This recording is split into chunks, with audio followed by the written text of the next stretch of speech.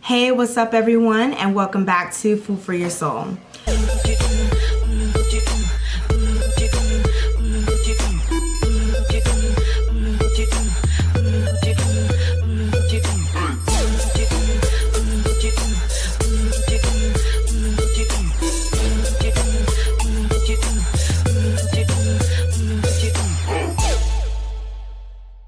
So we are literally 3 days away from entering into a whole new decade, 2020.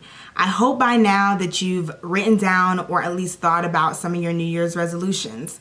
We usually go into this new year writing down these goals, super motivated about them to make a change in our lives for the better. However, the sad reality is that only about 8% of individuals actually stick to their New Year's resolutions. So, as you can tell by this title, today I'm going to be giving you all some tips on sticking by your New Year's resolutions and your 2020 goals.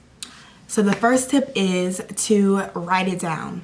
Studies actually demonstrate that when you write down your goals, inspirations, aspirations, even your to-do list, this increases the odds of actually achieving them. So put your pen to your paper and write it down. Hold yourself accountable.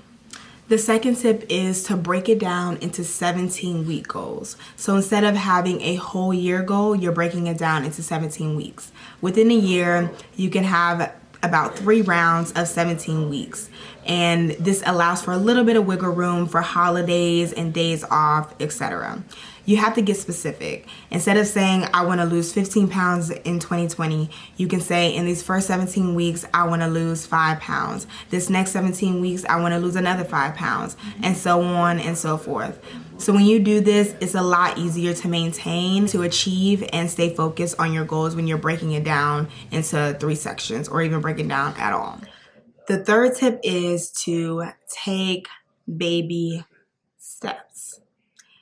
If you're saying in 2020, I want to go to the gym 5 days a week, I'm super motivated, I'm going to go in, I'm going to go hard, but this year in 2019, you barely get up off the couch once a month to go to the gym?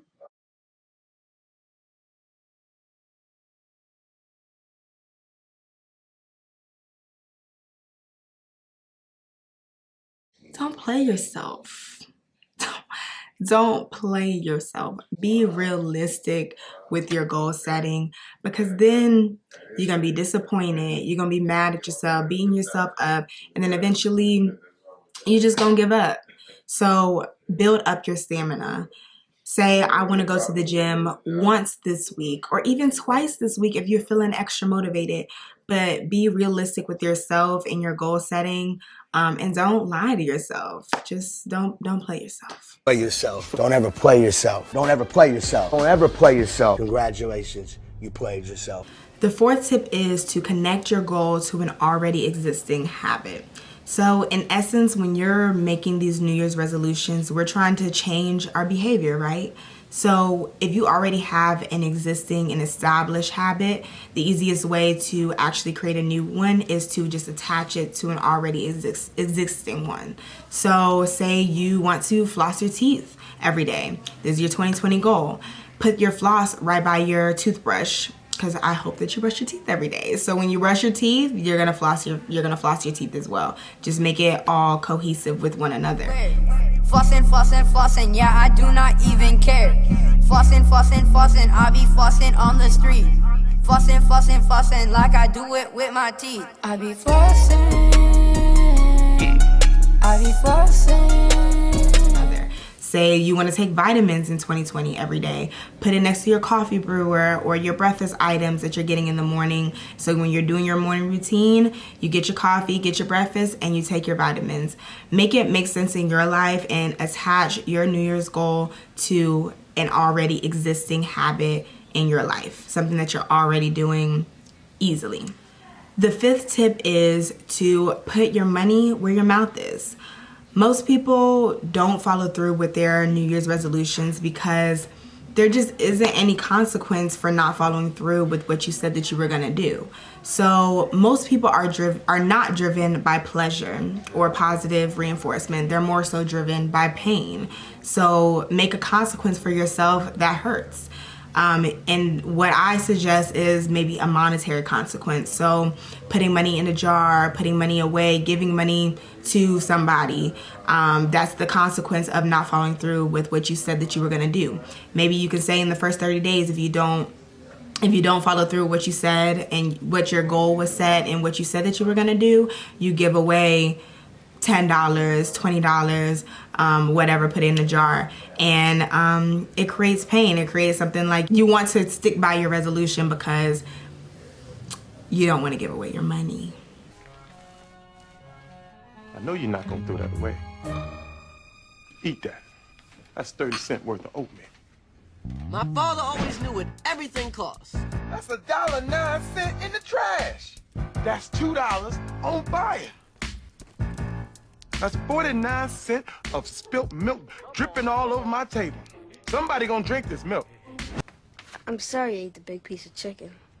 That was 89 cents worth of chicken. What, you didn't get enough to eat at school? Unplug that clock, boy. You can't tell time when you sleep. It's 2 cents an hour. And you could increase or decrease this as time goes on, and find your pain point.